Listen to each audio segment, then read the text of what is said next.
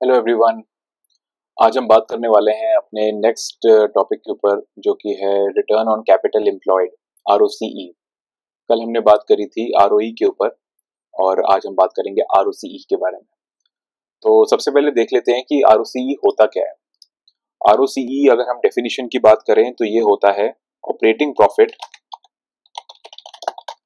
Upon total capital employed.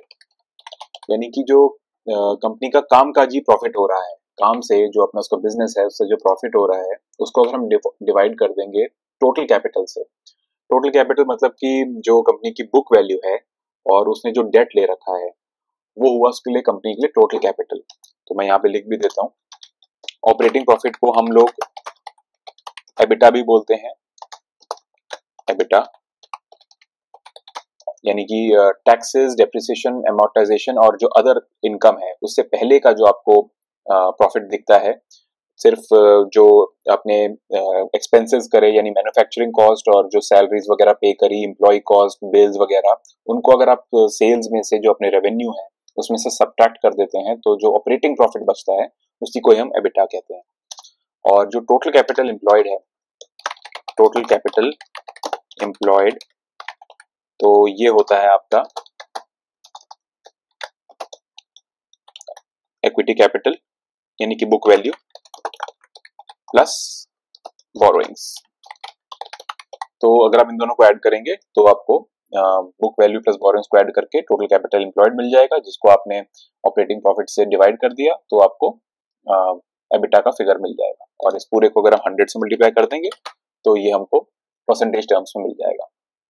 तो यहाँ पे एक बार हम देख लेते हैं। जैसे एक कंपनी है TVS motor company. By the way, मैं जो भी कंपनीज का यहाँ पे एग्जांपल लूंगा वो आपको रेकमेंडेशन नहीं है और ना आपको मोटिवेशन दिया जा रहा है कुछ खरीदने बेचने के लिए।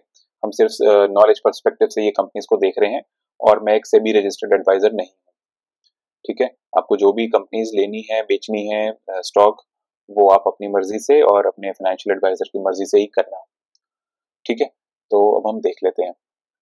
तो अब हम अगर कैलकुलेट करने जाएं कि ये कैलकुलेट इसका आरओसीई, मान लो अगर हम लोग कैलकुलेट करते हैं मार्च 2024 तक का डेटा। ठीक है, तो सबसे पहले हमको क्या करना है, हमको इक्विटी कैपिटल प्लस रिजर्व्स करना है प्लस बोरोइंग्स कर देना है, तो इससे हमारे को टोटल कैपिटल मिल जाएगा। तो एक बार करके देख लेते हैं। 48 प्लस 6736 प्लस 26006, तो हमको ये मिल गया 32,790। और जो हमारे पास मार्च 2024 तक का ऑपरेटिंग प्रॉफिट है 5500 करोड़, हम इसको यूज करके कैलकुलेट कर लेते हैं जरा। तो 5500 डिवाइडेड बाय 32,790, ये आ गया आपका। इसको हमने 100 से मल्टीप्लाई कर दिया तो आपको आरओसी मिल गया 16.77। तो अब यहाँ पे देख रहे हैं आरओसी 14.7 है। तो ये आपको अगर इस तरीके से आप कैलकुलेट करेंगे तो जरूरी नहीं कि आपको एग्जैक्ट फिगर मिल जाएगा, लेकिन आपको एक एस्टिमेट मिल जाता है कि कंपनी कैसा परफॉर्म कर रही है।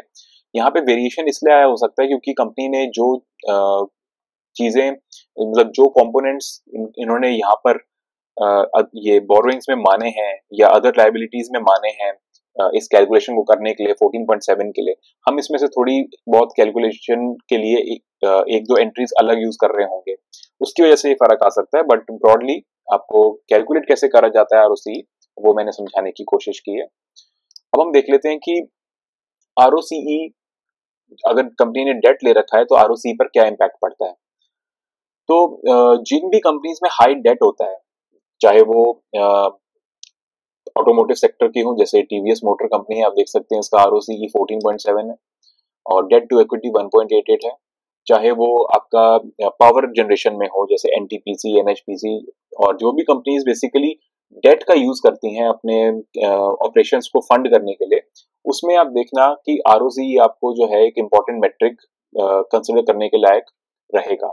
तो यहाँ पर हम देख लेते हैं एनटीपीसी का। इधर देखिए आरओसी 10.5 है, इनका आरओई 13.5 है। तो ऐसी कंपनीज में जनरली जो आरओसी रहता है वो फिगर छोटा फिगर रहता है आरओई के मुकाबले। ऐसा क्यों? क्योंकि आरओई में हम लोग बोरोइंग्स को देखते ही नहीं है, यानी जो डिनोमिनेटर रहता है उसमें सिर्फ बुक वैल्यू रहती है, और यहाँ पे क्या रहता है, बुक वैल्यू प्लस बोरोइंग्स। तो एक बड़ा फिगर बन जाता है, डिनोमिनेटर एक बड़ा फिगर बन जाता है, क्योंकि इसमें बोरोइंग्स का कंपोनेंट भी ऐड हो गया, जिसकी वजह से आपका जो आरओसी का फिगर आएगा वो छोटा फिगर आएगा, क्योंकि आपका डिनोमिनेटर बड़ा है। आरओई में हम लोग डिनोमिनेटर हमारा छोटा रहता है, क्योंकि हमारे पास इतना बड़ा हमारा डेट का कंपोनेंट ही नहीं उसमें कैलकुलेट किया जाता। इसलिए जिन कंपनीज में डेट ज्यादा रहता है उनका आरओसीई कम रहता है जनरली आरओई से। हम और भी देख लेते हैं कोल इंडिया में। अब देखिए ये आरओसीई इनका 63.6 है, इनका आरओसी ज्यादा है आरओई से, तो इनका डेट ना के बराबर होगा, और वो चीज हम प्रूव भी कर सकते हैं। 0.08 है इनका debt to equity, whereas TVS motors का 1.88 है, यानी कि इक्विटी हर 100 रुपए पे जो डेट है वो 188 रुपीज का है। ये इसका बेसिकली मतलब है डेट टू इक्विटी का। ठीक है, तो companies in manufacturing and other capital intensive industries that employ borrowed money to fund their operations, ROCE is an important metric to analyze them. ठीक है, अब हम देख लेते हैं नेक्स्ट क्वालिटी ऑफ अर्निंग्स। अच्छा, क्वालिटी ऑफ अर्निंग्स में हमने पिछली बार डिस्कस किया था आरओई में कि अगर तो कंपनी की जो अर्निंग्स हैं वो अदर इनकम से आ रही हैं तो वो भी कैलकुलेट हो जाएगा, क्योंकि हम उसमें net profit upon book value करते हैं। लेकिन इसमें आरओसी के केस में ऐसा नहीं है, इसमें हम operating profit upon the total capital employed करते हैं।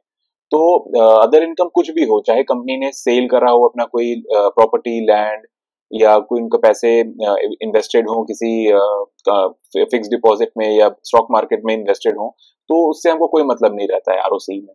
तो आरओसी बेसिकली आपको कोर ऑपरेशनल एफिशिएंसी बताती है कि कंपनी के पास जितना टोटल पैसा है, जितना एसेट है, उस पे कितना ज्यादा रिटर्न जनरेट कर पा रही है कंपनी, उसके लिए हम लोग आरओसी कंसिडर करते हैं। सो irrespective of other earnings, ROCE is calculated only with line items like operating profit and total capital. Other income has no relevance in calculating ROCE. ठीक है, तो फ्रॉम शेयर होल्डर्स परस्पेक्टिव, अगर हम एक share holder हैं तो हमें देखना चाहिए कि कंपनी आरओई कितना जनरेट कर रही है, और जो कंपनी के प्रमोटर्स हैं, जो कंपनी में काम करते हैं, उनके लिए सबसे ज्यादा इंपॉर्टेंट मेट्रिक आरओसीई रहता है, क्योंकि उनको ये देखना है कि वो जो भी उनके ऑपरेशंस हैं वो कितने एफिशिएंट है, तो वो आपको बताएगा आरओसीई का जो फिगर है। ठीक है, तो क्या आरओसीई हमें हर इंडस्ट्री में लगा के देखना चाहिए? वेल मोस्टली, लेकिन बैंकिंग और जो फाइनेंशियल एनबीएफसीज, उसमें हमको आरओसीई नहीं देखना होता। वो क्यों? वो इसलिए क्योंकि बैंक्स का काम ही है पैसे को लोगों को लोन पे देना, और वो लेवरेज करके देता है। मतलब अगर उसके पास 100 रुपया खुद का है और हमसे वो 900 रुपया ले सकता है, तो वो 1000 रुपया लोन पे दे देगा।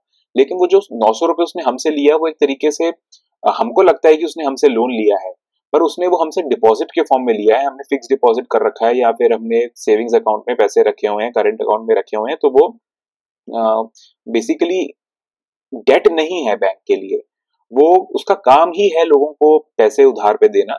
तो उसमें हम आरओसी कंसिडर नहीं करते हैं, हम लोग आरओए कंसिडर करते हैं, रिटर्न ऑन एसेट्स, और उसको अगर हम डिवाइड कर देते हैं आरओई से, तो हमको लेवरेज मिल जाता है कि मींस खुद के 100 रुपए पे कंपनी कितना, बैंक कितना ज्यादा अपने डिपॉजिटर्स से पैसे यूज कर पा रही है, ले पा रही है, और उसको आगे लोन पे दे पा रही है। तो अब देख सकते हैं यहाँ पे आपको बहुत छोटा फिगर नजर आएगा 7.6 आरओसी का, और आरओई आपको 18.8 दिखेगा, क्योंकि डेट टू इक्विटी 6.45 है। इनका जो एसेट है वो इटसेल्फ पैसा है, रुपया है, तो इनके लिए, बैंक्स के लिए, फाइनेंशियल्स के लिए ये एक इंपॉर्टेंट मेट्रिक नहीं होता। यहाँ पे आपको इसको इग्नोर करना चाहिए। बैंक्स फाइनेंशियल में आपको ROA यानी कि रिटर्न ऑन एसेट्स और ROE देखना चाहिए।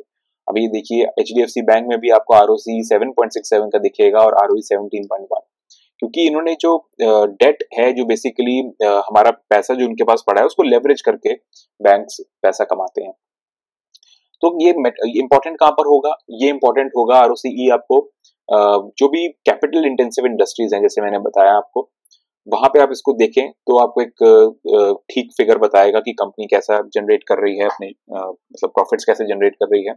ऑटोमोटिव सेक्टर में हो गया, आपका पावर जनरेशन में हो गया, कंस्ट्रक्शन मटेरियल जो बनाते हैं कंपनीज उसमें, और आपका जो रियल एस्टेट में कंपनीज हैं उनके लिए हो गया, स्टील इंडस्ट्रीज में जो कंपनीज हैं, ऑयल एंड गैस में है जैसे IOCL है या कोई भी ऐसी और कंपनीज हैं, या माइनिंग में है जिसमें भी बहुत कैपिटल लगता है, उसमें आपको ये देखना चाहिए। मैं यहाँ पे एक बार मेंशन कर देता हूँ, capital intensive industries including oil and gas, metals, metal mining, automotive, power generation etcetera,